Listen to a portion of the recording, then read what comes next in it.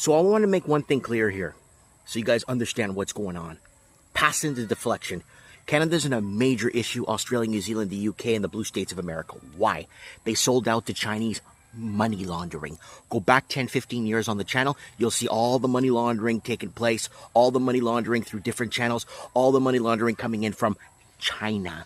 Canada's on the hook for 2.1 to 2.2 to 2.4 trillion dollars laundered through Canadian real estate. Yes, that's how much it is.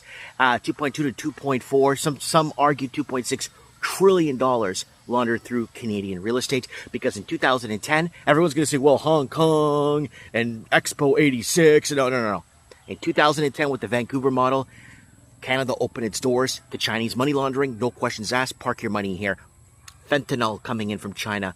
All kinds of money being laundered through Canadian real estate and being reinvested into Canadian real estate, and creating artificial shortages and making it impossible for locals to get into their own markets because of bidding wars. Bidding wars on a house that's worth 200 grand in Florida. They're charging up here $2, $3, $4 million with no major highways, no major interstates to take you through Canada. But yeah, you're still paying through the nose because of artificial shortages from China. Now here's the kicker. Now everyone's deflecting, saying, look what the Indians are doing to Canada.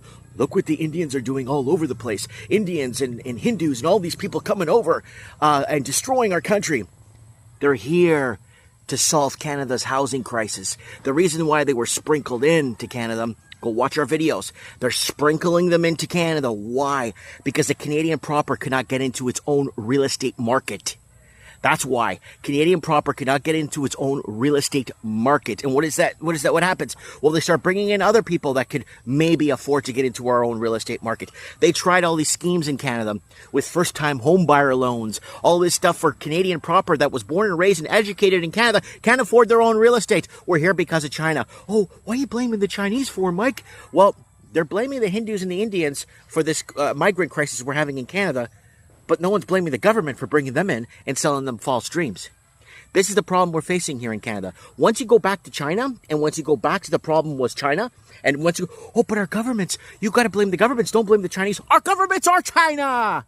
Our governments are China! Wake up, people, our governments are China. When you sleep with the enemy, eat with the enemy, pee with the enemy, you are the enemy. You don't have to look like a Chinaman to be a Chinaman. So I wanted to make that really clear. So they're passing the blame on to the Indians and the Hindus that were sold a broken promise to come here. And they can't even afford to get into the real estate, just like we can't. The Canadian proper can't. And that's where we are right now. So, guy, wake up, Canada. It's the Chinese money laundering that's destroyed your country.